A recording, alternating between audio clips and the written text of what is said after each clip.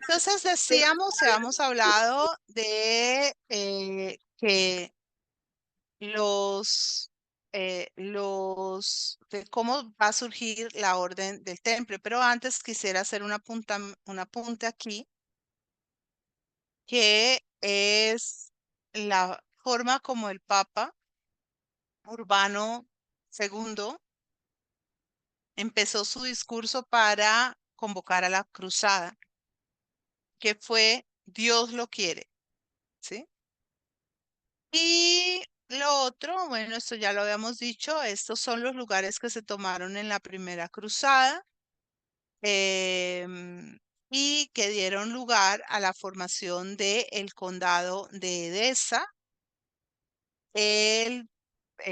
y el condado de Trípoli, y que está aquí, es este rojito más chiquito, el principado de Antioquía, del que era reina o fue reina nuestra querida Alicia, y el reino de Jerusalén, ¿no?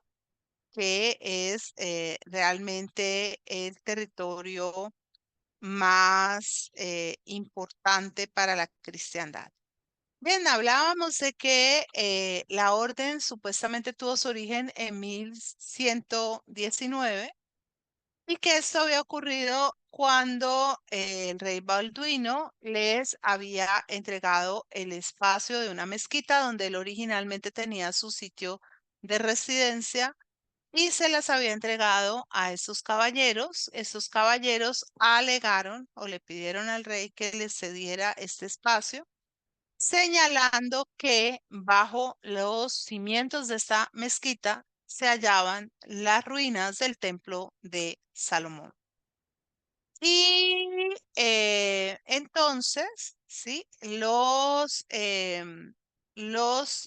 El rey cambió su residencia a la Torre de David y los pobres caballeros de Cristo pasaron a ocupar toda la región de la mezquita que estaba levantada sobre esas ruinas de Salomón. Por eso se van a llamar caballeros templarios, que cuidan el templo. ¿No? Pero resulta que hay muchas cosas muy interesantes. Veamos primero quiénes eran estos caballeros. Los caballeros eran Hugo de Pines, Godofredo de Saint-Omer, Godofredo Bisol, Payen de Montdidier, Archambault de Saint-Agitan, Godemar, Andrés de Montbard, Hugo de Champagne y Jacques de Rosario. Pues resulta que hay unas cosas muy interesantes porque antes de que Hugo de Pines viniera a Jerusalén digamos, como, como parte de esta embajada de caballeros a solicitar quedarse y acceder a este espacio conocido como el templo, él había hecho parte como miembro de la nobleza de la corte de Hugo de Champagne. Hugo de Champagne era un señor muy importante, ¿sí? Era tío de Teobaldo de Brie, conde de Champagne. Y resulta que este hombre había ido originalmente, sí, Hugo de Champagne había ido originalmente a Tierra Santa y cuando él llegó allá a Tierra Santa, lo primero que él vio o que él, digamos, descubrió era que había como un saber que estaba allí, digámoslo, encubierto, allí reposado. Y él era muy amigo de Bernardo de Claraval. Bernardo de Claraval, que va a ser quien proclame la Segunda Cruzada, es un hombre muy especial. Es un hombre que se ha especializado en la traducción y en el conocimiento de las runas vikingas, normandas. Y él, cuando Hugo de Champagne viaja a la cruzada, lo primero que le va a decir em, Bernardo a Hugo es, por favor, hágame llegar el mejor traductor que exista de el hebreo al latín. Y se lo procura. Entre tanto, tenemos nosotros que Hugo de Pines está en esta corte de Hugo de Champagne. Él está casado, en viuda, y cuando en viuda entra al monasterio del Cister.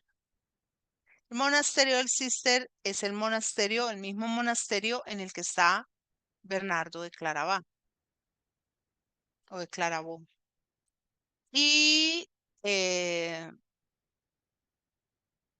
queda en el monasterio un tiempo y después de ese monasterio, de esa vida en el monasterio, sale, se casa con una mujer de la corte del conde Teobaldo y luego parte con estos nueve caballeros para Jerusalén.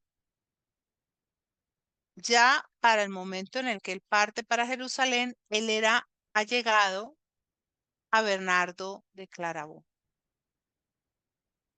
Y se dice que Bernardo de Claravó lo visitó en el convento antes de que él saliera y volviera a casarse, se casó, tuvo hijos y después se fue para la cruzada. Bien, cuando él llega, ellos llegan y consiguen que esto, digamos que el rey Balduino les dé dónde ubicarse. Se quedan 9 años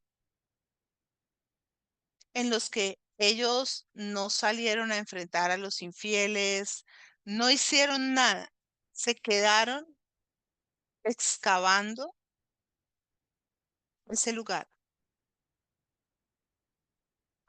se quedaron todo el tiempo buscando entre las ruinas de ese templo. Y solamente en el año de 1127,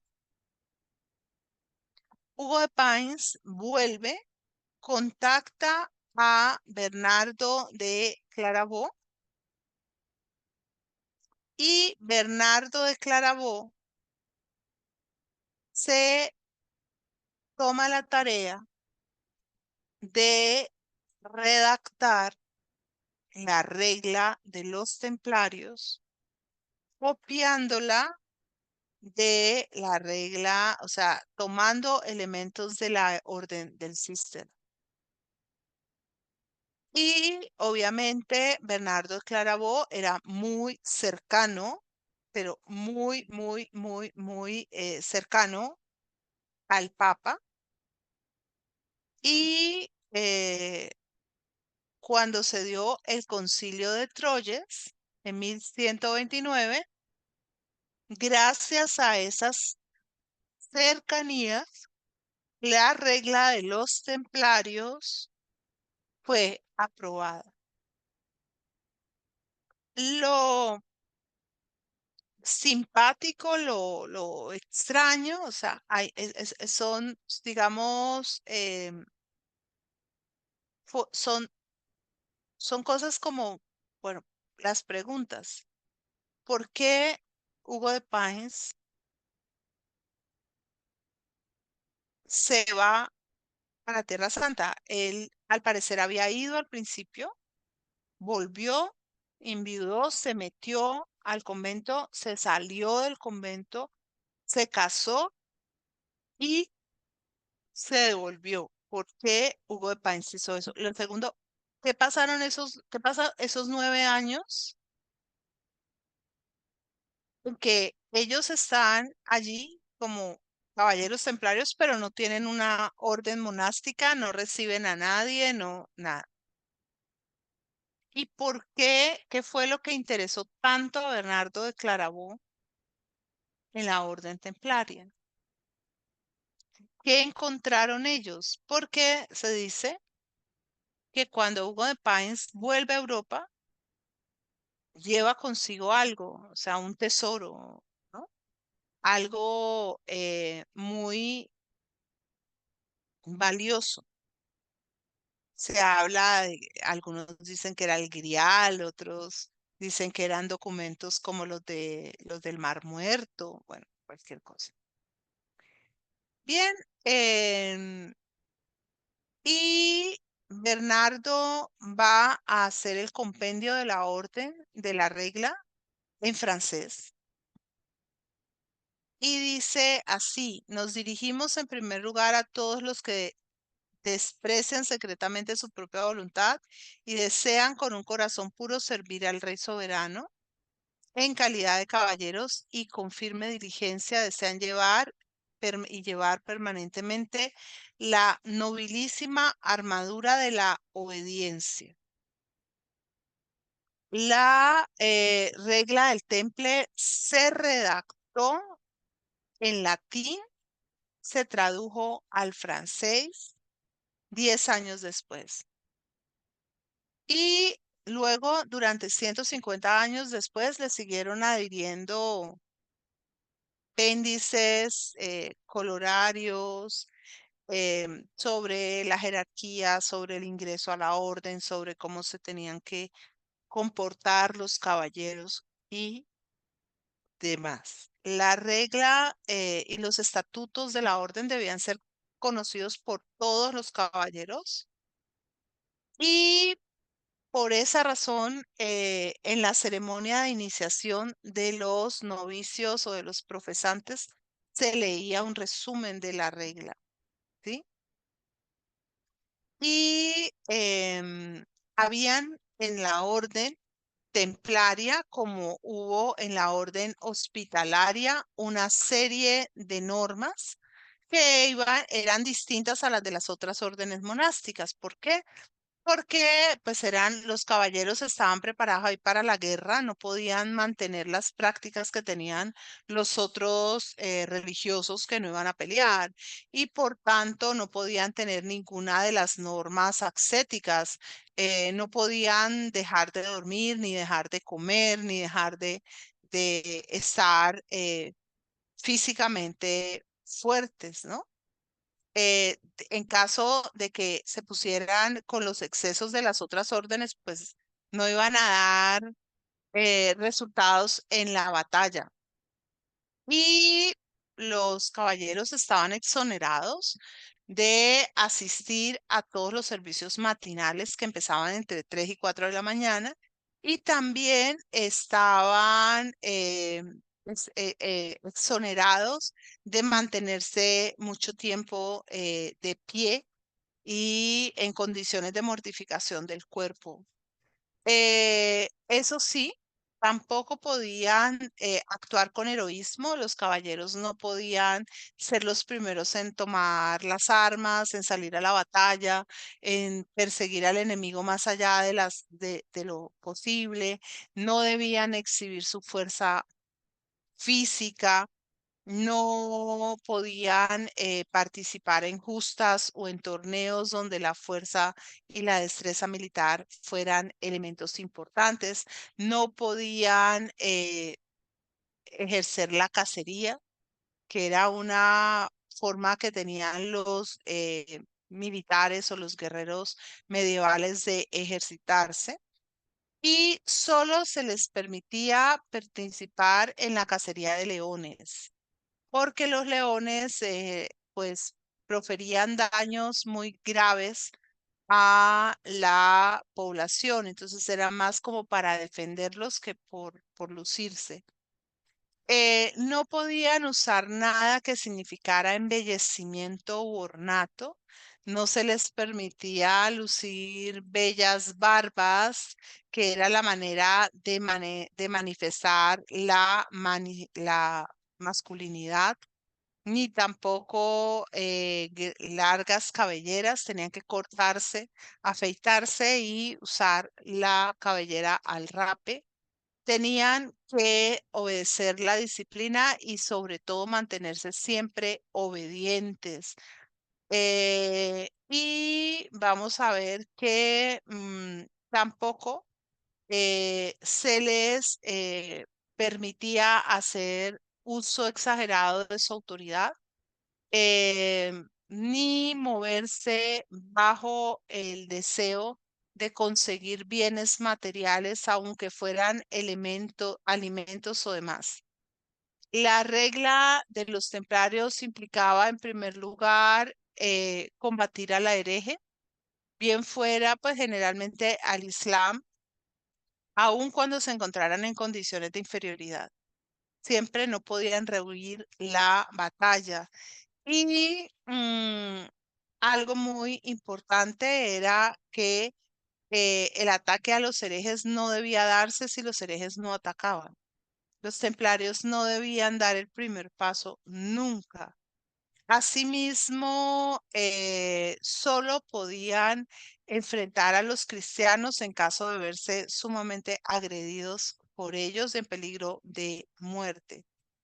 Cuando un templario, ¿sí?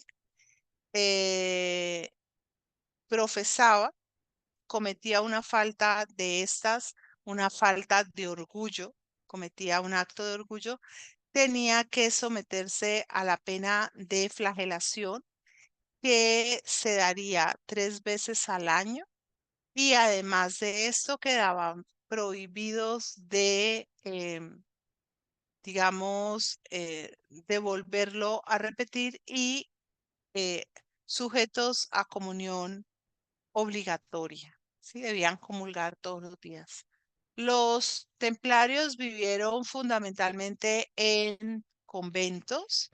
En estos conventos vivían como los miembros de cualquier otra orden religiosa, con la norma de pobreza, castidad y obediencia, aunque la regla de pobreza entre los templarios era muy relativa porque tenían armaduras, caballos, o sea, no podían renunciar a los elementos que eran propios de su condición de caballeros.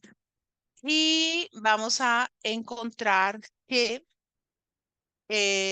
ellos debían ser particularmente piadosos, sobre todo compasivos. El mérito del templario es que está dispuesto a dar su vida para defender a los más débiles, a los que lo necesitan, a los más vulnerables. Y tenían unas condiciones para su indumentaria. Primero, la armadura templaria, a diferencia de otras armaduras de la época, era una armadura ligera. La razón era que ellos constituían un cuerpo de caballería ligero. Y además, muchos templarios podían pelear no a caballo, sino como infantería. Su vestimenta era sumamente completa y estaba adecuada a las condiciones de calor y de frío. En la época cálida eran las telas más ligeras, ¿sí? Las túnicas más cortas, las telas más ligeras. Bien, tenían una estructura organizacional muy sólida. Se distribuían y estaban organizados a través del capítulo, que era un consejo que era compuesto por el maestre y los hermanos de mayor experiencia o de mayor criterio. Y cuando eran decisiones importantes las que se tenían que tomar, entonces se debía acudir al capítulo. O sea, no las podían tomar de manera personal. El maestre era el jefe o el líder de la orden. Había uno de ellos que era el gran maestre o el gran maestro. Él era como el que tenía la voz más cantante, pero no tenía mayor autoridad que los otros maestros. Había maestros en diferentes lugares, habían 12 capítulos, habían eh, diferentes capítulos y tenemos que el capítulo se convocaba con 12 miembros. Al maestre electo se le entregaban los símbolos de autoridad, que eran el bastón y el látigo, y las órdenes del maestre, que eran las que condensaban lo que para ellos venía a ser la voluntad de Dios.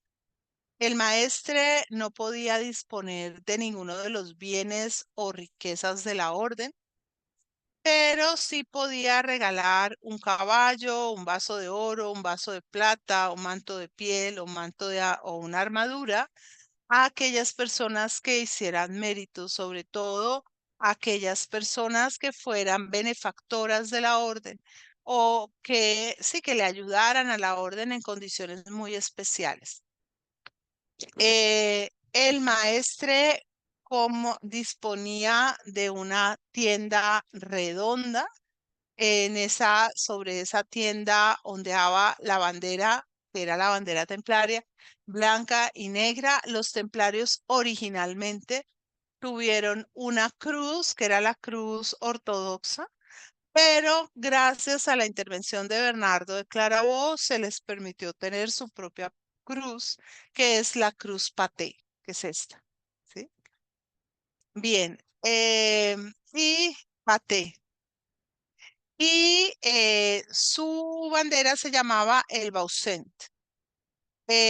Tenemos que habían diferentes cargos, entre ellos uno de los más importantes era el senescal, que podía sustituir a los maestres en los capítulos, el mariscal, que era el que conducía a los hombres a la batalla, era el líder de guerra, y habían también varios comandantes que eran los encargados de proteger y cuidar a los peregrinos y a sus monturas. Los templarios fueron en general una orden de gente sumamente amable y solidaria. Los templarios ayudaron muchísimo, muchísimo, muchísimo a los peregrinos, y como vamos a ver, ya cuando se llegue al punto del juicio contra templarios, se les va a imputar incluso el hecho de ser demasiado amables con los judíos y con los islámicos, de prestarles muchas veces sus capillas para orar, lo que se considera una herejía. Había otro como el draper, que era el encargado de las vestimentas. Era algo muy, muy, muy importante, porque como sabemos, pues estos hombres estaban en una etapa, en un espacio de mucho, pues de climas muy dramáticos, ¿no? Muchos cambios climáticos. Y después de allí vienen todos los caballeros que hacen votos perpetuos, que llevan la túnica blanca con la cruz roja sobre el pecho. No todas las personas que participaban de los contingentes templarios eran templarios. Habían caballeros a los que se les imponía por penitencia por parte de la iglesia el tener que venir a servir junto a los templarios. Entonces, estos no hacían votos perpetuos, sino que simplemente se quedaban allí un tiempo. Los templarios nunca debían estar desnudos, o sea, básicamente no se bañaban, no se podían quitar ni la camisa ni los calzoncillos, tenían que usarlos todo el tiempo. Junto a los templarios estaban otros hombres que son los capellanes y los fratres capellanes. Son hermanos que sacerdotes, algunos designados por perpetuidad y otros por términos de plazos, y eran los encargados de celebrar los oficios religiosos para los hermanos templarios, porque ellos no los pueden celebrar, ¿no? Ellos no son sacerdotes. Ellos son hermanos consagrados, pero no sacerdotes. Bien, la orden de los templarios fue la orden más beneficiada por los donativos, por las, digamos, em, beneficios otorgados por la corona y por la nobleza. La orden se volvió una orden muy famosa y muy notoria y en sus primeros años captó la atención de muchísimos miembros de la nobleza europea, así que creció enormemente y se dice que llegó a tener un poder económico enorme. Los templarios obtuvieron desde muy temprano el derecho sobre el territorio conquistado en Tierra Santa y se les admitió el que construyeran sus propias iglesias y fortalezas. Esos territorios fueron, digamos, otorgados casi como feudos, pero no funcionan como feudos. Los templarios allí son quienes cobran los impuestos, ayudan a desarrollar económicamente la tierra. Ellos van a tener una visión muy razonable en términos de economía. Es decir, que la Orden del Temple, entre una de las cosas que hizo, fue desarrollar diferentes proyectos productivos con la población local. Y ellos podían allí recaudar las donaciones de la población sin tener que rendir cuentas de ellas a nadie, ni a la iglesia, ni al Estado. ¿Sí? Una de las cosas que fue seria en relación con los templarios fue que la orden templaria estuvo aquí como este brazo de la Iglesia Católica, pero no estuvo sujeta a la Iglesia Católica. La orden hospitalaria sí, la orden hospitalaria estuvo más bajo el control de Roma. Los templarios no. Ellos hacia el siglo XII ya eran, mejor dicho, riquísimos y poderosísimos y se habían extendido en los territorios de España y Portugal, donde se habían vinculado a la Reconquista, el proyecto de Reconquista. Asimismo, tuvieron casas importantes en Alemania, su casa más importante estuvo en Francia, ¿sí? Que es donde pues va, digamos, a desaparecer la orden. También tuvieron casas importantísimas en el Reino Unido. Y en Polonia, donde empezaron a funcionar a partir del siglo XIII. Económicamente llegaron a desarrollar el sistema de encomiendas, que como les decía hace un rato, funcionó específicamente como un sistema de correaje financiero.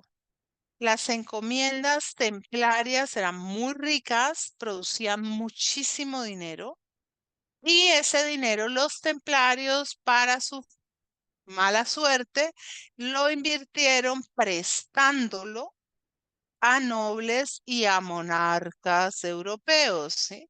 Esta sería su ruina, porque cuando en el siglo VIII San Luis hace su primer intento de cruzada sobre el territorio de Egipto y es capturado.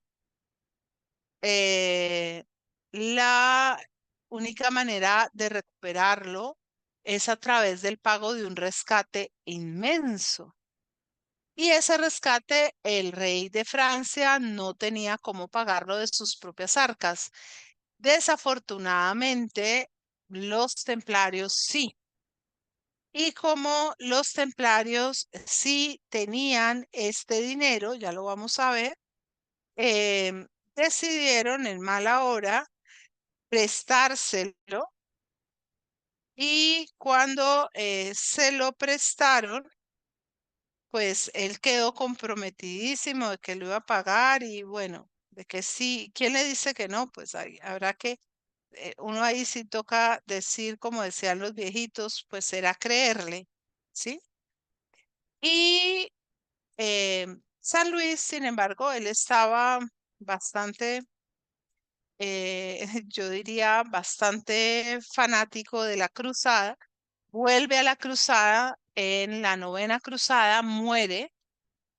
Los templarios se quedan con la deuda. Francia hereda la deuda.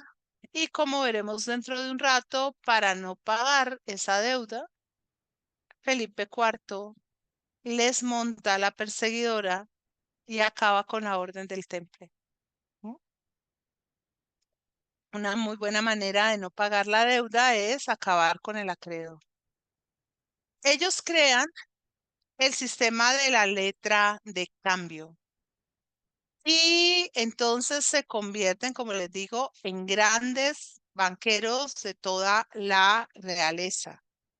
Em, ya en el siglo XII los templarios son dueños de barcos, castillos, negocios a diestras y siniestras, y se habla de que uno de los aportes importantes del temple fue el desarrollo del nuevo esquema arquitectónico de Europa, que es el gótico.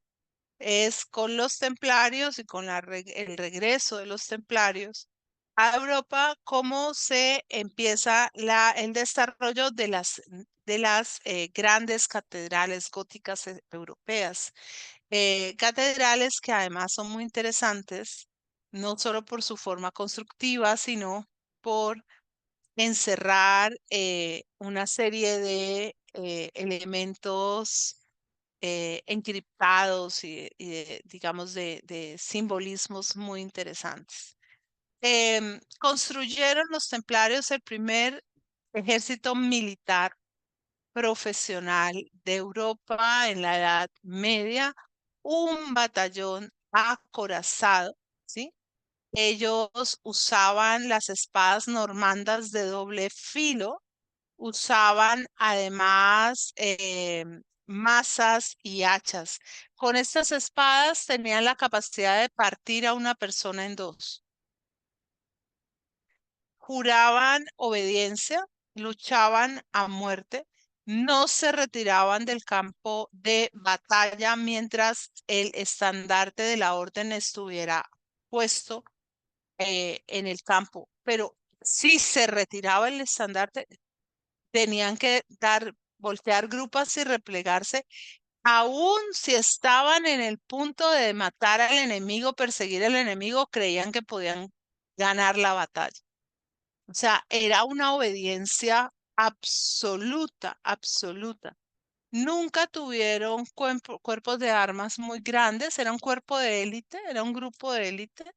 Muchas veces había batallas en las que peleaban 3, 4, 8, 9 templarios. A veces, pues, como mucho llegaban a ser 15. O sea, no eran una cosa así enorme. Tenían tres tipos de caballos, tenían diferentes caballos fundamentalmente. Tenían los caballitos pequeños, que es el caballo medieval, el caballo en que en la Edad Media la gente iba ramba, ramba, ramba, ramba, que eran unos caballos muy fuertes, pero de muy bajo perfil. Tenían caballos de los que nosotros consideraríamos como las cabalgaduras modernas, que serían para los viajes sobre todo, y tenían estos caballos como los percherones enormes que estaban preparados para la guerra. Eran caballos que entraban al campo de batalla y eran capaces de cargar sobre cualquiera, patear, morder, cocear, mejor dicho, toda una cosa compleja. Perdón, aclaro aquí. Estos pequeñitos los tenían porque junto a los templarios iban sus escuderos, iban sus sirvientes, ¿no? Los caballeros no hacían nada, no eran como los, no eran tampoco como los monjes, que habían monjes que lavaban, planchaban, no, estos, ellos eran nobles, nobles, re nobles, ellos solamente peleaban. Y tenían adscritos a su personal un enorme grupo de personas. Ni una mujer. La regla prohibía que las mujeres estuvieran alojadas en los espacios donde estaban alojados los caballeros. En caso de que hubiera que albergar a una mujer que venía con su familia, los albergaban aparte, pero ni una sola mujer. ¿No? Ahora, otra cosa que, como les decía, fue sumamente notable fue el buen vínculo que los templarios hicieron con las personas de otras religiones. Es más, se habla de que parte de una de las cosas que la iglesia, que la orden hacía, fue desarrollar una serie de expediciones en el Medio Oriente. Ir a Egipto, recorrer todo el curso del Nilo, recogiendo documentos interesantes y la parte de Siria y todo. Ellos no tenían ningún problema con el Islam, no tuvieron ningún problema con los judíos, tuvieron más bien una visión religiosa muy amplia. Pero ya otra cosa era que se planteara frente a ellos un ejército. ¿No?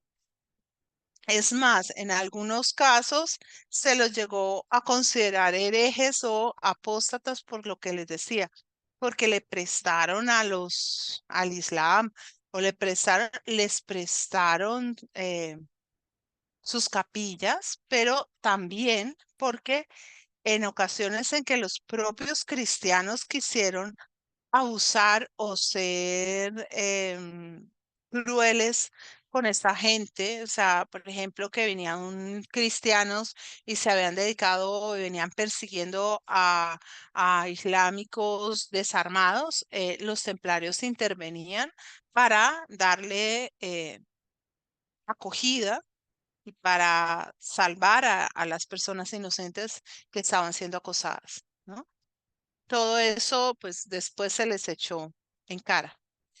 Em, una de las cosas más serias que llegó a ocurrir fue que cuando el Papa Inocencio III, que de inocente no tenía un pelo, en 1209, 1229, promovió una de las acciones más brutales de la historia de la iglesia, que fue la masacre de los grupos humanos cátaros. Los cátaros eran unos herejes. Pero ¿cuál era la herejía cátara? Hay dos visiones de la herejía cátara. La primera visión de la herejía cátara dice que ellos creían que Jesús sí se había casado, que se había casado con María Magdalena y que cuando Jesús murió y resucitó, bueno, María Magdalena había viajado a Europa y se había refugiado en las tierras francesas y había tenido hijos, un hijo por lo menos. Y ese hijo había desarrollado un linaje secreto, un linaje oculto. Y obviamente, quien fuera de ese linaje tendría el derecho de derechos a gobernar el mundo, porque los reyes son reyes por decisión de Dios, pero en este caso sería por descendencia de Dios. Pero más allá de eso, los cátaros realmente a donde iban a fondo era a impugnar la forma de creencia propia de la iglesia.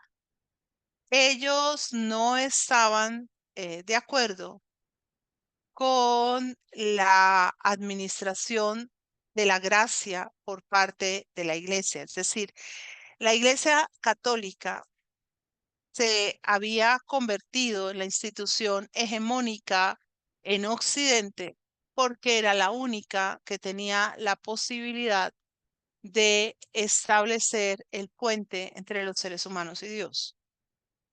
Solo la Iglesia Católica tenía la potestad de perdonar los pecados, de administrar o generar el vínculo con Jesús a través de la comunión, bueno, y de dar otros sacramentos como la unción de los enfermos y demás.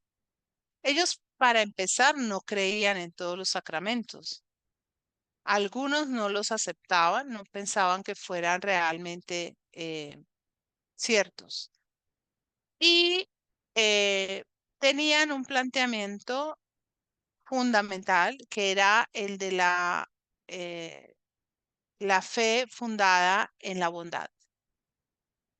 Entonces, ser cátaro era ser puro y para ser cátaro los cátaros se dividían en los puros y en los creyentes. Los creyentes aceptaban que los puros eran puros y estaban en contacto con Dios. Vivían los puros en una total y absoluta posición de ascetismo, o sea, no comían casi, se desprendían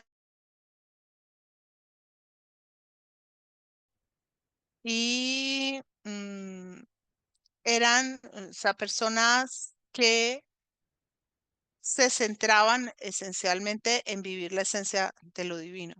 Los otros, los creyentes, pues creían que los puros eran puros y esperaban volverse como ellos, pero se alejaban, específicamente se alejaban de las doctrinas eclesiásticas y muy especialmente no creían que había que pagarle diezmos a la iglesia. Generalmente para hacerse puro, las personas que se hacían puras eran personas que ya estaban muy avanzadas en edad, o sea, personas que ya estaban como, sentían que ya se iba como acabando su tiempo vital. Eh, Obviamente para la Iglesia romana esto era una contravención muy grande a su poder y era además pues un debilitamiento del dogma, de la forma. Pues si la mayoría de la gente se volviera cátara, Roma quedaba volando. Mm, A los cátaros les mandaron varios predicadores, entre ellos Santo Domingo de Guzmán. Santo Domingo estuvo mucho, mucho, mucho tratando de convencer a los cátaros de que estaban en el error, pero Santo Domingo nunca tomó una vía violenta contra los cátaros. Resulta que los cátaros se habían hecho muy importantes en la región de Aquitania, en toda la región de lo que es el occidente francés, donde vamos a encontrar ciudades como Carcassona.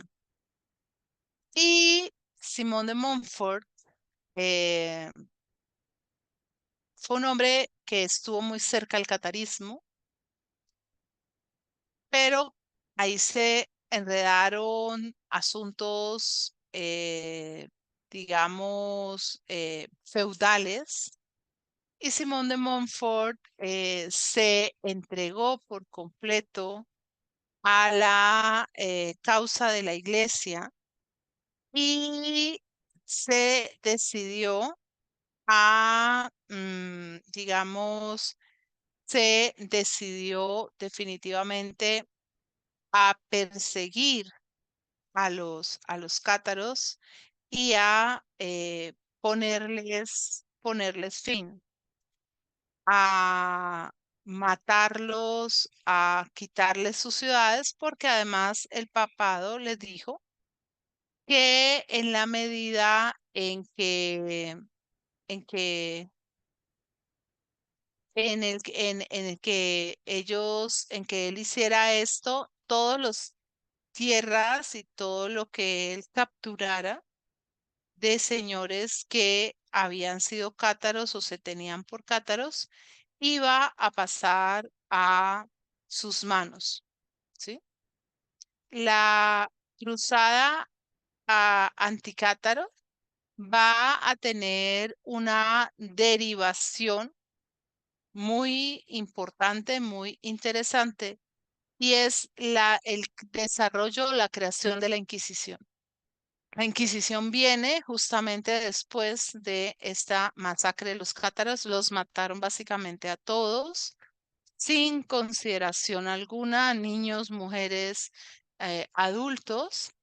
Y cuando la iglesia se dispuso a perseguir y a matar cátaros, los templarios se pusieron del lado de los cátaros. Los templarios defendieron a los cátaros.